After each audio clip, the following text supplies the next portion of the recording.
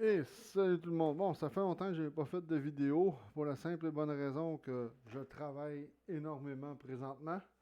Je me suis trouvé un nouveau boulot. Ça fait à peu près 3 semaines que j'ai commencé. Fait que ça occupe pas mal plus de mon temps qu'avant. Fait que ça se peut que je sois un peu en retard dans les nouvelles, mais il faut me laisser même un peu une chance. Bon, un petit vidéo assez court. Bon, évidemment, Project Dragon. Ça a l'air que ça pourrait être un assez gros jeu annoncé. C'est un triple A de d'IO Interactive. Cette compagnie-là est en arrière de la série Hitman. Ça serait un RPG multijoueur triple A. Et ce qui serait intéressant, c'est ce qui circule, c'est que ça serait peut-être une exclusivité Xbox. Surtout que Xbox manque cruellement d'exclusivité, mais on sait pas trop le jeu. On n'entend pas beaucoup parler, fait qu'il va falloir sûrement attendre la E3 de cette année, parce que cette année, il va y avoir une E3. Fait que c'est sûr, je vais faire mon vidéo sur mes prédictions de la E3, sur ce que j'aimerais voir. Et je vais aussi, si je suis capable, je vais aussi je travaille pas trop, mais je vais me trouver le temps pour le faire, de faire comme je fais à chaque année, d'enregistrer et d'uploader les conférences de la 3 les plus intéressantes, genre Ubisoft, Nintendo, PlayStation, puis Xbox, puis Square Enix aussi, hein, puis Bethesda. Je vais essayer de le faire cette année, tout dépendant comment ça va marcher. Fait que c'est ça. Fait que Xbox ne cesse de montrer son ambition, puis de toujours travailler avec plus d'éditeurs tiers pour intégrer des jeux dans le Game Pass. Fait que, autrement dit, on se rappelle de Hot Rider. Fait que, on va attendre de voir ce que ça a l'air, ce jeu-là. Pour l'instant, on sait pas grand-chose, mais d'après moi, ça pourrait être très prometteur. Fait qu'on va sauter sur Nintendo Switch. Nintendo Switch qui nous rafraîchit un peu les idées, ils nous font descendre sur Terre. Il y avait toujours des rumeurs comme quoi qu'on a le droit à un remaster de Nintendo, dont la trilogie de Metroid Prime, sortie sur Wii et Wii U. On se rappelle que les deux premiers Metroid sont sortis originalement sur GameCube et que Metroid Prime 3 est sorti sur la Wii. Puis après ça, il y a eu la trilogie refaite sur la Wii. Puis évidemment, Wii U, parce que tu pouvais jouer aussi sur la Wii U avec des jeux de Wii. Le problème, c'est qu'il y a eu un designer, Michael Weekend, qui dit que ça serait une tâche titanesque de remasteriser ce jeu-là à cause du gameplay. On se rappelle que Metroid Prime Trilogy et Metroid Prime 3 surtout se jouaient avec la Wiimote et le Nunchuk et on faisait des mouvements avec la Wiimote ou le Nunchuk et ça pourrait prendre jusqu'à 1 an d'essayer de remasteriser ce jeu-là. Encore là, ça ne veut pas dire que c'est fiable à 100% ce qui circule présentement. OK? Faut pas se le cacher de ce côté-là. Ça n'est pas 100% fiable de ce côté-là, mais ça pourrait prendre jusqu'à 1 an, peut-être le développer avec une équipe de 5 développeurs. Par exemple, il y avait ça qui circulait aussi à propos de Zelda Skyward Sword, que ce serait trop dur à remasteriser et que ça ne se ferait probablement jamais. Ce qui n'est pas le cas. Le jeu va sortir au mois de juillet, le fameux Zelda Skyward Sword remasterisé. Et juste pour finir avec Nintendo, faut pas non plus dire qu'un remaster c'est si simple que ça à faire, que c'est facile, c'est de l'argent gagné vite fait. Il y a des remasters qui sont plus simples à faire que d'autres. Faut se le dire. Il y a des jeux qu'on voudrait remasteriser et que c'est beaucoup plus compliqué que d'autres jeux de ce côté-là. Fait qu'on ne sait pas trop si on doit une Metroid Prime Trilogy sur Switch. En tout cas, j'attends déjà avec impatience le Metroid Prime 4, que ça fait très longtemps qu'il est annoncé de ce côté-là. Fait que de ce côté-là, faut pas se leurrer, va falloir être patient. Et pour finir, la PS5 hein, et sa fameuse pénurie qui va se poursuivre jusqu'en 2022. Il y en a qui disent, même sur RDS, puis d'autres sur Internet, est-ce qu'on n'aurait pas mieux attendre pour la PS5 Pro. Fait que le magazine Bloomberg, c'est ça, a fait une entrevue avec le directeur financier Sony, Hiroki. Ouais, Sony. A fait une interview avec le directeur financier de Sony, qui est Hiroki Toki, qui aurait déclaré ceci ne soit pas reproduit publiquement. Fait que, il dit je ne pense pas que la demande va se calmer cette année, et même si nous sécurisons plus de l'unité et nous produisons plus de PlayStation 5 l'an prochain, nos livraisons ne seront pas en mesure d'atteindre la demande. Fait que déjà que la PS5, le 31 mars, sûrement qu'il vient de passer, a vendu 7,8 millions de PS5 au 31 mars. Il s'attend d'en écouler 14,8 millions d'ici mars 2022. Avec 100 millions de PS4 écoulés, le potentiel de vente de la PS5 reste énorme. Cependant, les pénuries sont un énorme problème pour Sony, qui a intérêt à vendre de la console. Fait que c'est sûr que si Sony a de la misère à produire la console et à vendre la console, ce qui se passe, c'est que les développeurs qui développent sur la PS5 vont avoir de la misère aussi à vendre le jeu. Tout ça, ça va ensemble.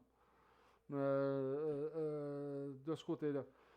Fait que l'autre problème aussi, pour avoir testé une PS5 puis en parle ici, c'est que cette pénurie nous rapproche d'une éventuelle PS5 Pro. C'est sûr qu'en 2022, ça va faire 2 ans que la PS5 est sortie. C'est sûr qu'il va y avoir un refresh de la console sûrement en 2023. Moi, je m'attends à ça. Ça marche dans le même master dans ce business-là. Puis le problème en essayant la PS5 Pro, c'est que puis en parlant de sur RDS, c'est que le 4K à 60 FPS est vraiment loin d'être la réalité présentement sur le terrain dans tous les jeux PS5 que j'ai testés. Si on ne met pas la 4K, si on désactive, mettons la 4K, on va gagner en FPS. Ça, c'est sûr. Mais je sais même pas si on peut désactiver la 4K, l'option 4K sur une PS5. J'ai jamais regardé dans les options. De toute façon, c'est la console d'un de mes amis. Fait que j'étais là pour jouer. Fait que j'ai pas vraiment regardé. Mais c'est sûr que la 4K, ça gruge beaucoup de ressources. Puis ça reste souvent encore une résolution dynamique upscaling en 4K. Fait qu'autrement dit, la même chose que la PS4 Pro faisait, à peu près la même chose aussi que la Xbox One X. Puis en plus, c'est vrai que ça, j'ai mes documents que pour la rentrée de 2022, il y a des nouvelles cartes graphiques qui s'en viennent. Je vais vous en parler plus tard, mais c'est vrai de ce côté-là. Mais je veux pas vous vendre le buzz tout de suite. Fait que c'est sûr qu'avec les nouvelles cartes graphiques, Sony serait peut-être plus porté peut-être à créer une nouvelle console. Puis il y a déjà des rumeurs aussi que Sony veut créer une nouvelle console parce qu'ils veulent pour contrer la pénurie de certaines composantes. Sony aimerait prendre un nouveau processeur de AMD qui serait en gravure de 6 nanomètres. Fait que ça veut dire peut-être que ce processeur-là, il est même plus performant que ce qu'il y a présentement dans la PS5. Le problème aussi de la PS5, le problème de la PS5 et de AMD, c'est que la technologie Ray Tracing n'est pas encore au point, parce qu'AMD s'est fait devancer de ce côté-là, parce que quand Nvidia a annoncé les RTX série 20 et les RTX série 30, mais surtout série 20, il avait annoncé le Ray Tracing pour la toute première fois, et AMD s'est fait un peu pogner les culottes baissées. Et avec la série RX 5000, ils n'avaient aucune technologie de Ray Tracing, puis ils commencent tranquillement à travailler là-dessus. Fait que c'est sûr que quand la PS5 avant qu'elle sorte, on nous avait promis du Ray Tracing, et ça n'est pas vraiment le cas présentement non plus de ce côté-là. Fait qu'il y a bien des promesses que AMD était supposé de nous livrer, bien la marchandise, et finalement ça n'a pas été vraiment, mais vraiment, là, ça n'a pas été le cas non plus tout à fait. Désolé de ce côté-là de vous péter un peu votre ballon. Mais, tu sais, là, il faut penser aussi que quand les ingénieurs développent une console, le temps qu'ils la développent puis qu'ils la sortent, est déjà un peu obsolète côté technologie parce que les pièces de PC, eux autres, avancent à vitesse grand V constamment. La preuve, moi, j'avais un 3800X dans mon ordinateur que j'avais acheté cette année et j'ai réussi à mettre la main sur le Ryzen 5600, pas 6000, 5800, 5800X de ce côté-là, qui est absolument un processeur formidable. Mais tu sais, si on prend ce processeur-là, il est déjà plus performant que l'ancien puis que l'autre d'avant. Fait que c'est la même chose d'une console, vu que la console elle sort beaucoup plus tard. Elle sort pas tout de suite, mais elle est comme un peu obsolète technologiquement le jour qu'elle va sortir parce que les ordinateurs de gamers vont être beaucoup plus avancés côté nouveau hardware de ce côté-là. C'est sûr, par exemple, la console reste une solution beaucoup moins chère pour gamer qu'un PC de gaming. On s'en cache pas.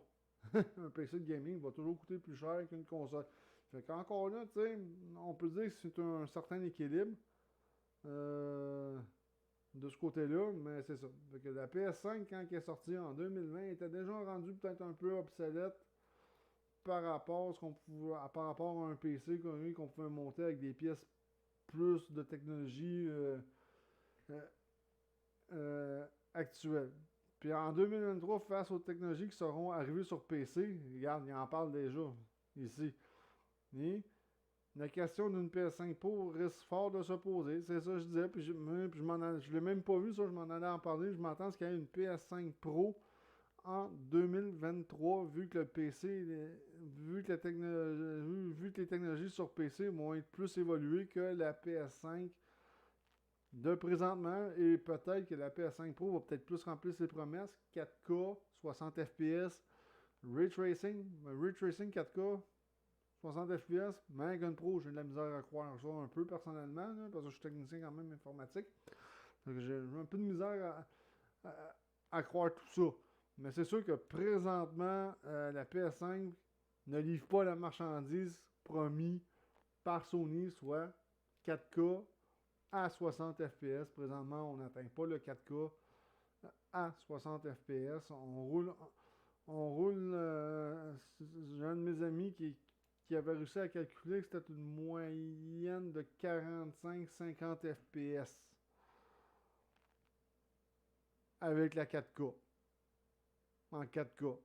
Donc on n'est pas tout à fait rendu aux 60 FPS. Fait que c'est sûr que d'après moi, d'ici 2023, la question va se poser, vu qu'ils ont fait le coup en 2016, soit 3 ans après la sortie de la PS4 conventionnelle, Sony annonçait la PS4 Pro et en 2017, Xbox annonçait la Xbox One X qui était encore un peu plus puissante que la PS4 Pro. Moi, ce que je veux pas qu'on assiste là-dessus, c'est une guerre de hardware encore. Là. Il va falloir que les compagnies, là, Sony et Microsoft, sortent des jeux aussi. Parce que ça ne donne plus rien d'avoir la plus grosse bebelle. Si on sort la plus grosse bebelle, puis on n'a pas moyen de plus de l'exploiter, c'est pas terrible là, non plus de ce côté-là.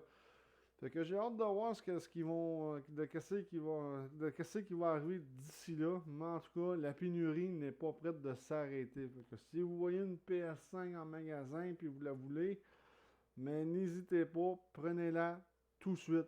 Parce que sinon, elle va partir très vite et vous allez avoir de la misère à en trouver. Moi, c'est ce que j'ai fait. Je viens d'acquérir vendredi passé une Xbox Series X.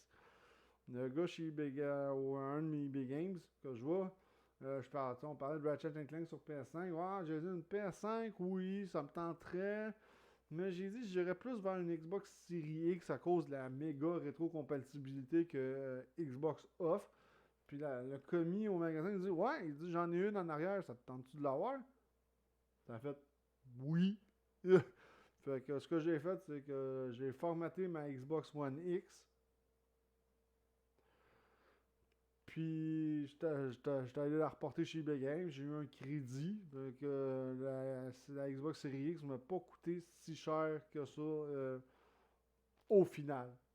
Au final, ça ne m'a pas coûté si cher que ça. Vraiment, ça a valu vraiment la peine. Fait que c'est ça. En conclusion, je m'attends à ce qu'on ait une PS5 Pro qui risque fort d'arriver.